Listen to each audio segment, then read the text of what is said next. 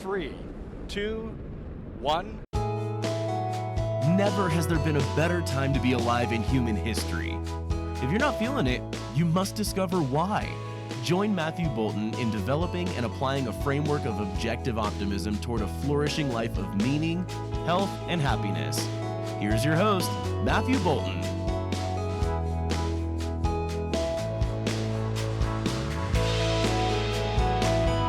Hi everybody, welcome to Mr. Brightside. I'm Matthew Bolton. Today's show is something of a listener question. I heard from an old friend recently, and I mean one who I played a few years of minor hockey with way back in the day, and then hadn't even been Facebook friends with, and so had lost track of completely.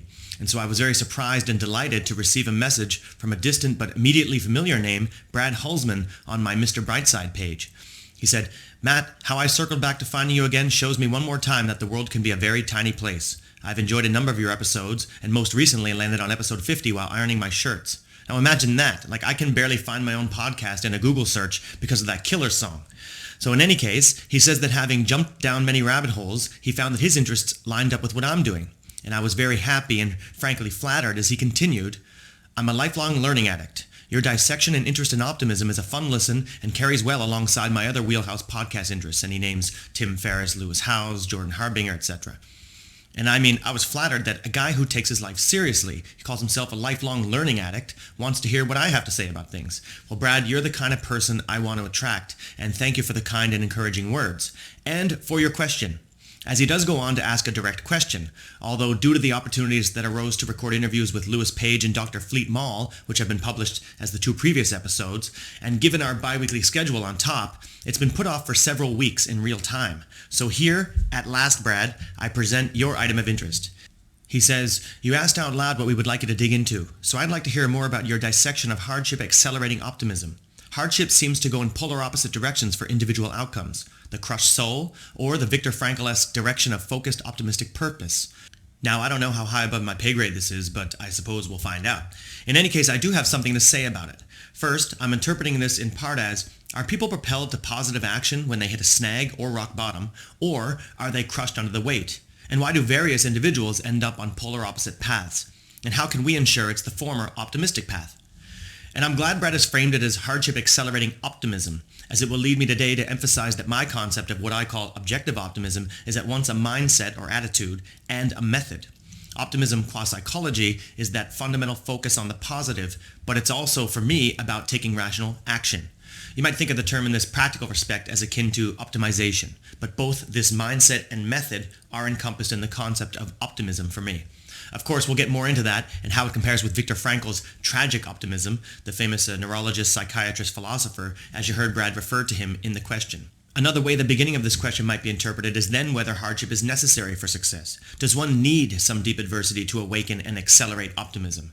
It is true that many reach rock bottom or some otherwise low point before being shocked into action. Or, some people have a near-death experience that arouses appreciation for the limits of time in life, and then they make a change. But is such necessary, or can we learn from others and choose not to wait for calamity to prompt us towards positive action? But we'll take that up somewhat separately a little later. So as to the first issue, I will frame it fundamentally as that of resignation versus resilience and responsibility. And the key question will be, how can we build resilience so that we might be among those who respond positively to and thrive off of adversity? So to that, I'll summarize my answer in that there is an element of conditioning, one's childhood and youth experiences, etc. Yes, there are natural dispositions, there are hormonal and other physical and chemical issues that are at play in making it more or less difficult for a given individual to develop resilience. And I can't really speak to all that with the expertise of a psychiatrist, neurologist, or other. But I can say from my own dissection of the issue that as adults, we have free will, which incidentally I think a lot of the evolutionary psychologists egregiously ignore or discount. Now, let's be clear on what this is. Free will is not about the lightning decisions we make throughout the day that are or appear largely subconscious. And I think it's this view that makes even the smartest people conclude that free will is an illusion at best and non-existent at worst. Free will is the fundamental choice to focus or not, which we can all exercise right now or at any time. You can choose, for instance, to exert the effort to pay close attention to what I'm saying, or you can let your mind drift. This is what we can all recognize for ourselves. While we don't know its origin and many other things about its nature, we can see clearly that it exists. It is self-evident. And it is up to each of us to engage it, to think seriously about what causes will result in the ends we want to achieve in life. This is part of an optimistic approach to life, and it can be learned and practiced. It can become a habit. Through this choice and action, we can develop a virtuous cycle, which I call optimism, and which consists in great part of resilience. And again, resilience and optimism feed each other in that virtuous cycle. Developing this mindset and method will make us more likely to harness hardship when it arises and come out stronger on the other side, that is, to grow, instead of being crushed by it. The antithesis of free will is determinism, and this pessimistic view rejects agency and leads one to resignation and inaction. So the bottom line I respond with today is that we are not determined, and we must embrace the responsibility to exercise our own free will toward the end of reinforcing resilience and optimism. As to the second part, I say summarily that we can awaken without adversity. Lewis Page, a recent guest who I mentioned earlier and to whom I will refer later, says that we do need some kind of catalyst, but that it can come from anywhere. And I agree with that completely. To awaken in the context of today's issue means to be conscious, to activate that free will, and then to choose to focus on the good and act in ways that lead to positive results in reality. Sometimes it takes rock bottom to wake a person up, but let's hope we can learn to do it right now, today, and maybe this show can help you.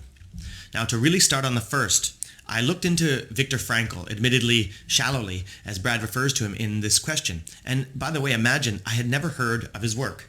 I'm a psychology major, and these days a proponent of a concept that includes a great psychological component, but there it is. And though it is true that of all the economics majors that I teach in my university classes, I always ask them, and they've never heard of Jean-Baptiste Say or Ludwig von Mises, yet they all know Keynes. So figure that out for yourself. In any case, looking into him, I discover that much of what he says aligns with my own views. Although I will highlight where I don't necessarily differ, but perhaps clarify some things in a slightly different light. I've learned that Frankl developed logotherapy and existential analysis, which are based on philosophical and psychological concepts, particularly the desire to find a meaning in life and, wait for it, free will. Frankl identified three main ways of realizing meaning in life: by making a difference in the world, by having particular experiences, or by adopting particular attitudes. Now, there are three primary techniques offered by logotherapy and existential analysis to induce those respective realizations in clients, and while I can't speak much to the logotherapy applied in the first two, I sympathize with and will emphasize the last one, that of Socratic dialogue and attitude modification. That is, asking questions designed to help a client find and pursue self-defined meaning in their life. And this sounds a lot like my own approach. I want to ask questions and modify my attitude or mindset. I want to develop an attitude of optimism, which includes, and in some ways is essentially, the pursuit of self-defined meaning in my life. Now, of course, I don't discount the other techniques, and I'll want to learn more about them, although they are best left to trained experts in therapy. Now, another thing I've encountered in my scratch into Frankl's ideas is a relatively new phenomenon people are calling toxic positivity, which I learned of in the context of some people arguing that it may be effectively countered by Frankl's tragic optimism. Now, I found this very curious because the whole discussion or debate reflected a lot of my own identification of what I call a subjective optimist, quote unquote, versus my objective optimist in place of it. It is said that toxic positivity encourages people to deny or avoid negative feelings and to pretend that everything is okay. In my terms, this is the subjective optimist who tries to evade the negative and instead puts on the smiling face. And in my writings, I say that he is erected so that pessimists may rationalize their defeatist view of life and claim the rational high ground. You see, if they'd called it fake positivity, I could at least get behind that, in the same way that my subjective optimist is meant to highlight and reject such a destructive concept and approach. But observe that they don't replace it with any rational conception of positivity, leaving us only with pessimism as a default. And I don't see any other purpose in trying to promote this package deal, associating both rational and irrational positivity and optimism with toxicity, than to justify their own resignation and shirking of responsibility, and to excuse others to simply accept their own misery and despair. And it seems to be working, as I then saw articles from serious psychology publications with headlines like, "Why positive thinking is bad for you," etc. So can we get something more empowering here instead? Well, there is a third, rational and optimistic alternative.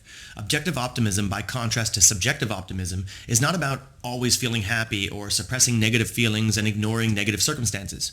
It only asks whether it does any good to give them power. You may acknowledge them, feel them, but then still refuse to make them the dominant face of your reality.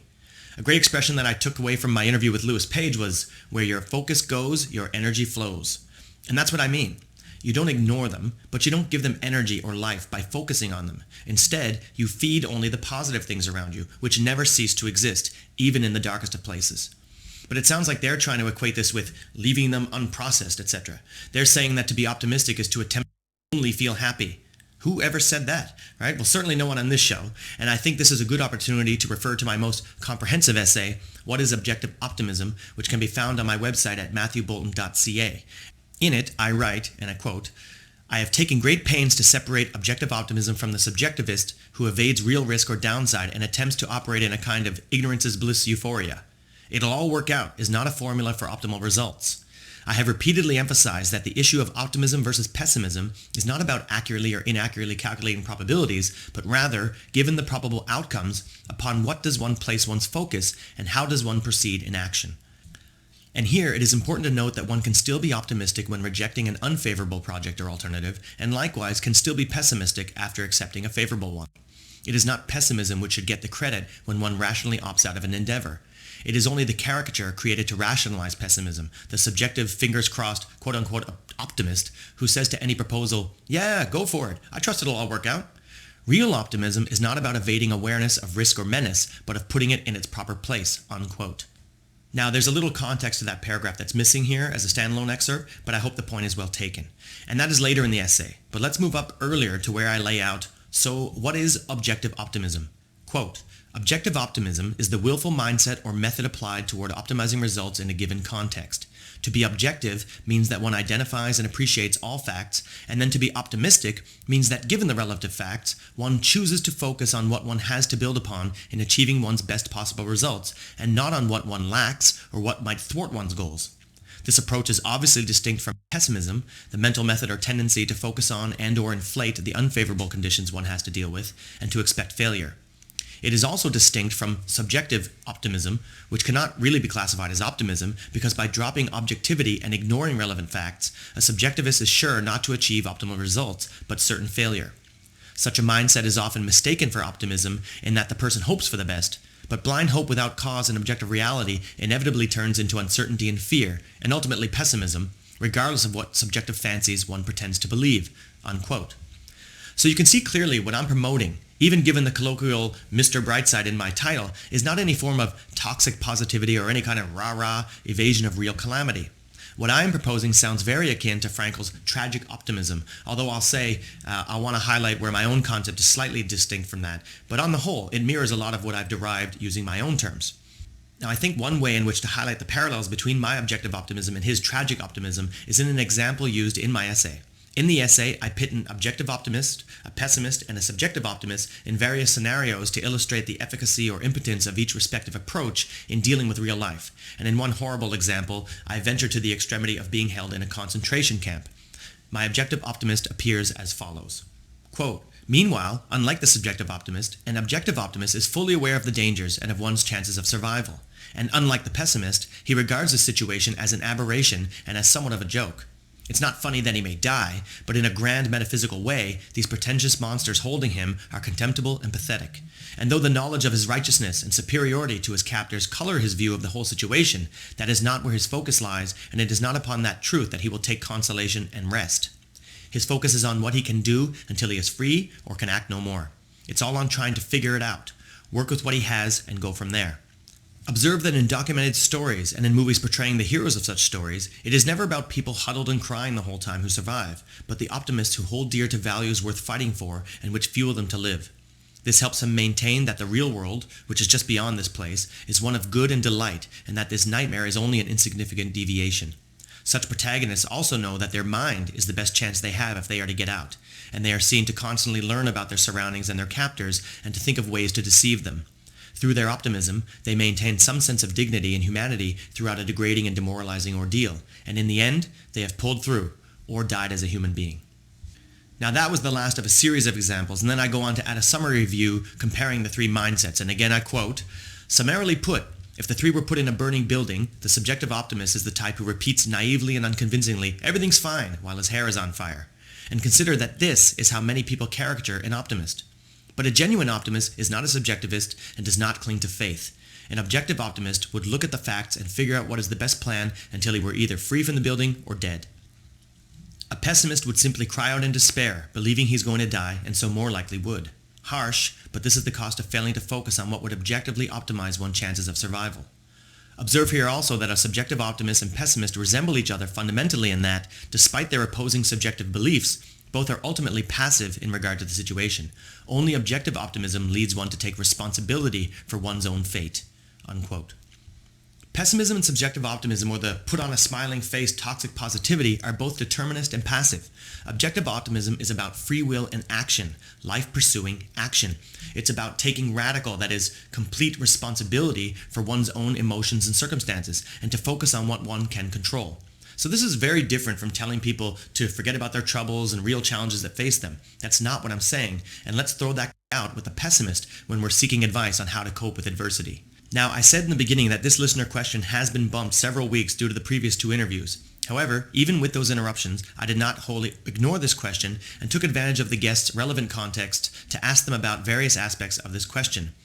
I want to add more context now to today's topic by sharing with you their insights. I begin with Dr. Fleet Mall's response. Now, earlier in our interview, Fleet refers to having had the tools to deal with prison, and you should go see the interview to learn about his incredible backstory and why he was in prison.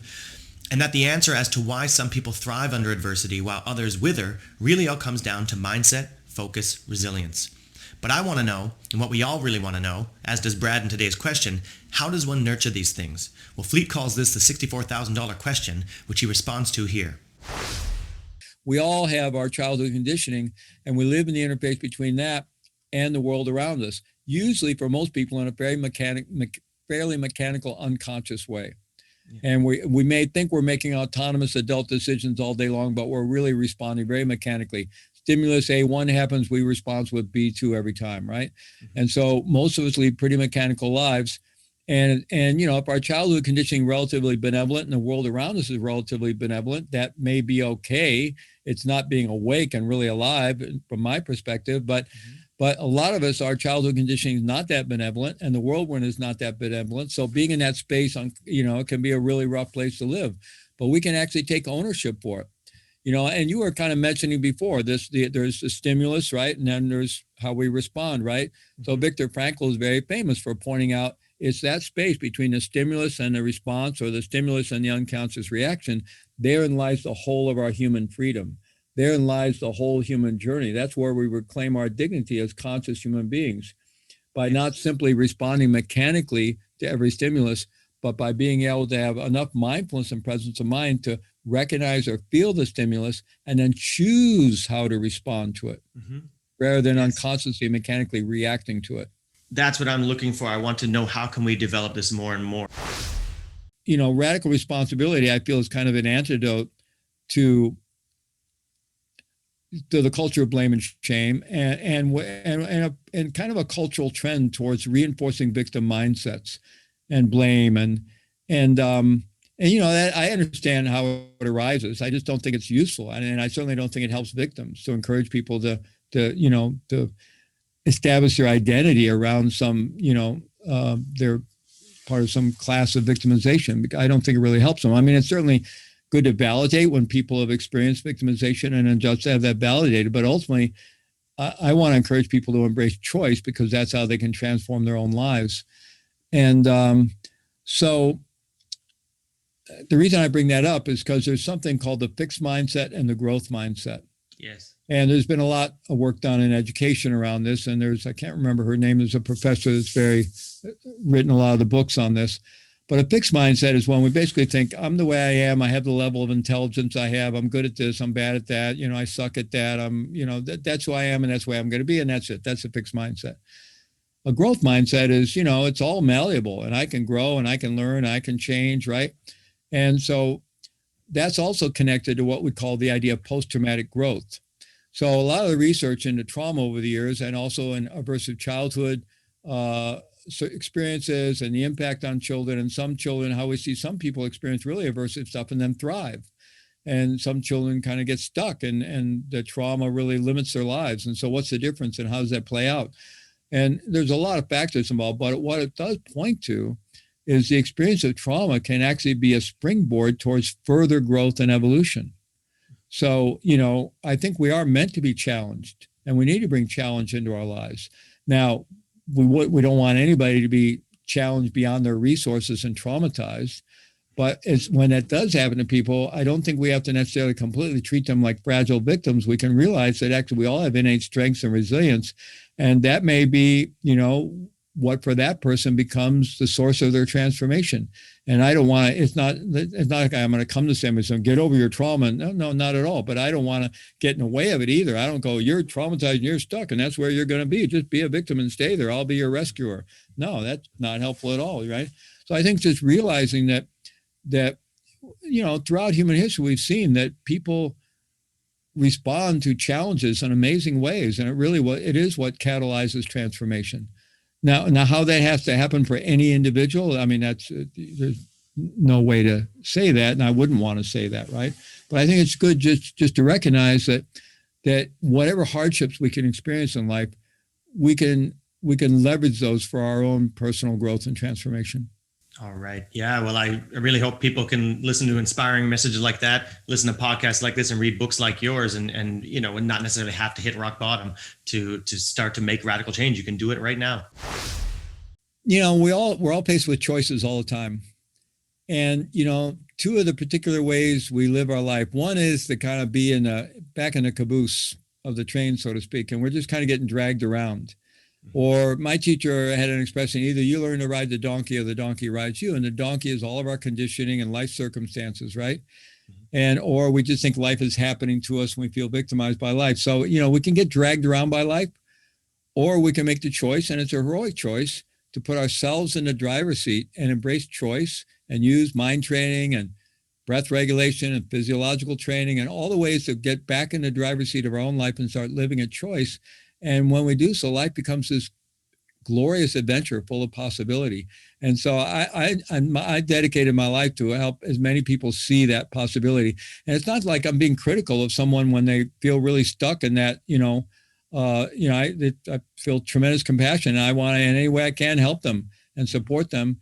But there's always a way, no matter how far down we are or how helpless or powerless we feel, there is a way to begin finding our way back into empowering ourselves to live at choice and embrace the agency that we all really have in our lives and start living from choice rather than just kind of in this kind of just kind of coping with something we feel is happening to us. And it really, it's that bifurcation in life. And it breaks my heart that more people don't find the opportunity to make that leap. And I certainly, hope that I can provide that opportunity for as many people as possible. Excellent. It breaks my heart too. And that's why I have this show, because I want to encourage people. And I've got to say that adopting choice towards taking radical responsibility, I'll add radical in now, is really my conception of heroism too. Lots is helpful in that. For one, observe that he refers to cultural trends toward reinforcing victim mindsets.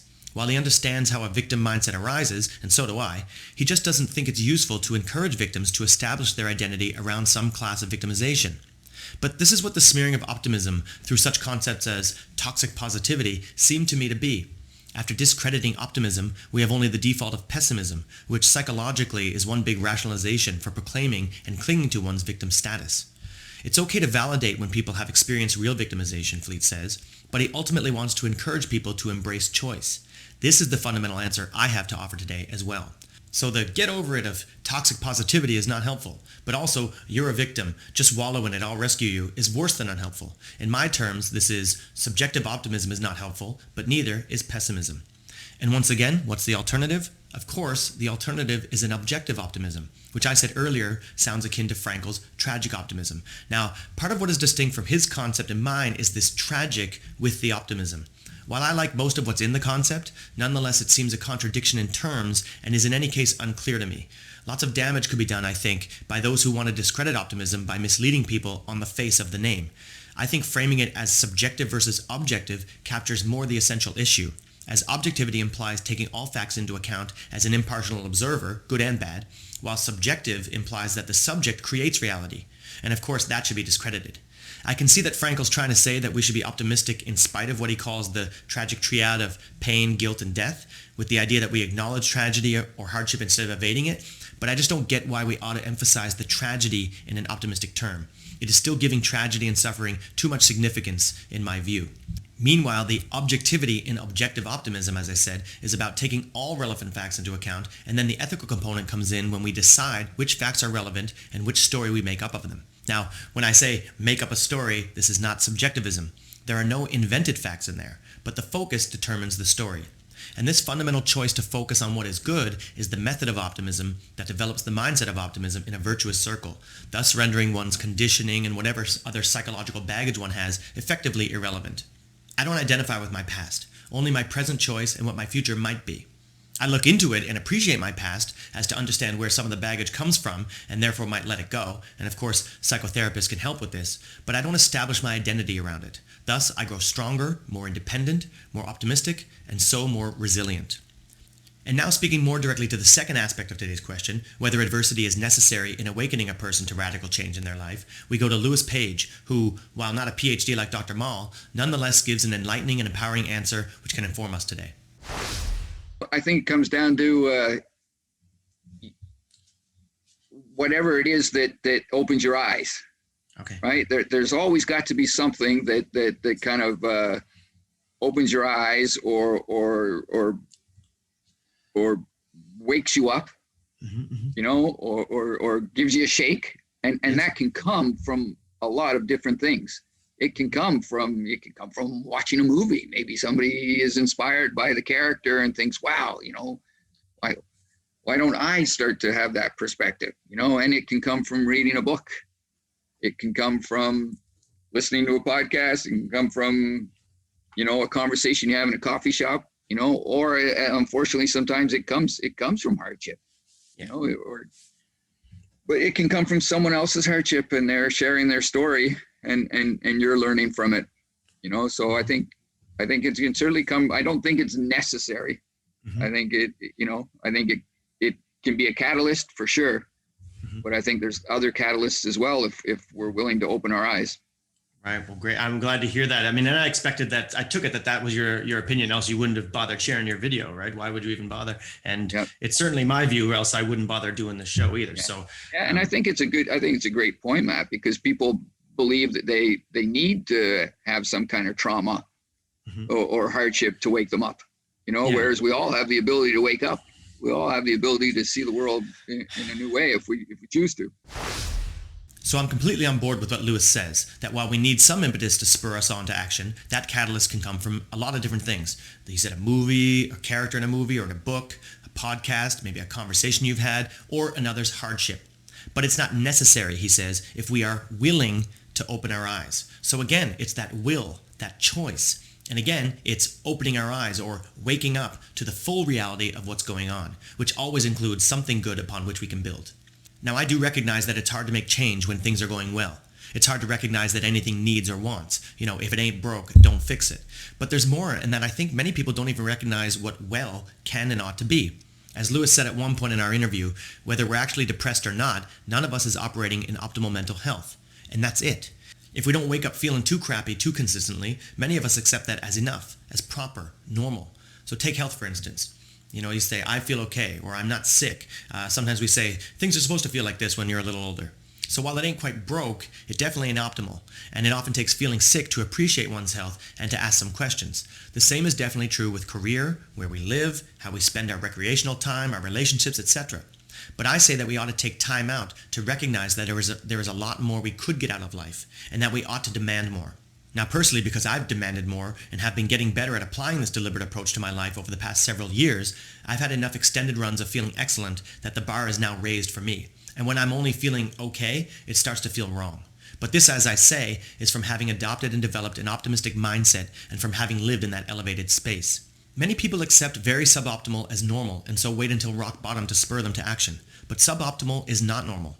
But then it takes thoughtful action to start to recognize that optimistic truth. In the end, what we really want out of all this is how to develop an optimistic attitude and approach to life. How can we build resilience? Well, essentially, it's by taking responsibility for our own circumstances, by taking responsibility for our own free will, to exercise our mind and embrace choice. The difference between objective optimism, pessimism, and subjective optimism is essentially a choice of focus. If we are aware of this distinction, then we can practice thinking and acting upon it, and thus develop an authentically optimistic outlook on life. This is a much more efficacious MO for dealing with hardship and for even turning it into motivation and propulsion in a positive direction. The more one is convinced of optimism, the more one automatizes it and is less affected by the world and other people. That is, we are less likely to be crushed by hardship and more likely to be accelerated in the opposite direction. We are more likely to be repelled by the ugliness of misfortune and misery as we understand how metaphysically and morally insignificant it is. As Dr. Mall pointed out, Frankl said that space between the stimulus and response, therein lies the whole of human freedom, the human journey, he said. It is where we reclaim our dignity as conscious human beings, as opposed to reactive animals. But for me, I want to clarify that we don't actually stop and think in those moments. This thinking has to be done in times of more conscious deliberation, which takes effort. Practically, mindfulness training is one exercise that can help us with this, and I'm only starting to learn how important this is. We have to practice focusing our mind to develop control over our free will. We have to choose to focus, to ask ourselves difficult questions about what we want in life, what we ought to want in life, what it takes to get that, what kind of person we want to be, what it takes to create that, among many other questions. As we automatize the answers, we become less reactive and more proactive in dealing with life as we live it, including when hardship hits us, as it inevitably will. And while I haven't mentioned it yet, it's been implied throughout today's show. I've been referring to resilience, but that is wholly connected to self-esteem. Self-esteem is earned through setting up goals and achieving them. It comes from making good choices and building good habits, the kind of habits a person we can respect might have. To the extent we build self-esteem, we are resilient, and things are much less likely to crush us. I will say a final word on this, but before I do, let me first thank Brad for his question, which has challenged me to think painfully hard and has made me more resilient for it. And even with that, though, guys, I've only indicated an answer, and I feel there's so much left on the table that will become glaringly absent to me sometime in the future, if not very, very soon. And you can help me with this by asking more questions, and I invite you to do so in the comments section or at the Mr. Brightside Facebook page. That's facebook.com/MatthewBolton.ca. Of course, you might ask a question about something completely unrelated to today, and I will be very happy to consider taking it up on a future show. In any case, any comments or feedback are very welcome for this show in particular, and of course, at any time. I ask you as well to please share this interview if you think there's anyone who might find value in it. Thank you for all that. Now, in closing, let me say that my view and promotion of optimism is not just about how to think positively through intensely difficult circumstances. It's about living every day, which nonetheless takes courage, and to think and strive for the best that we might attain in our time here. Most of us deal with multiple jabs of bad news, rejections, annoyances, doubts, and other smaller hardships that drag us down more slowly. But our experience of life is completely within our control, as it's about choosing how much power to give those things and how much to give to the things that are positive but no less true. In fact, as is implied very earnestly in my Life is Good mantra, they are even more the rule than the exception. Where your focus goes, your energy flows. In our listener question today, Brad refers to Viktor Frankl's focused optimistic purpose, and I think that sums up all that I fleshed out today in terms of the method I'm encouraging. It is about our choice to focus or not, that is, recognizing and exercising our free will, and then the optimistic purpose ought to be one's own flourishing or thriving life, or eudaimonia, not the pessimistic road whose end is death, both spiritually and materially. You are not determined to be whatever you feel you are now, and that choice to take responsibility for one's own experience of life is truly heroic. Wake up, and the world and people in it will more consistently lift, not crush you. I'll see you guys next time.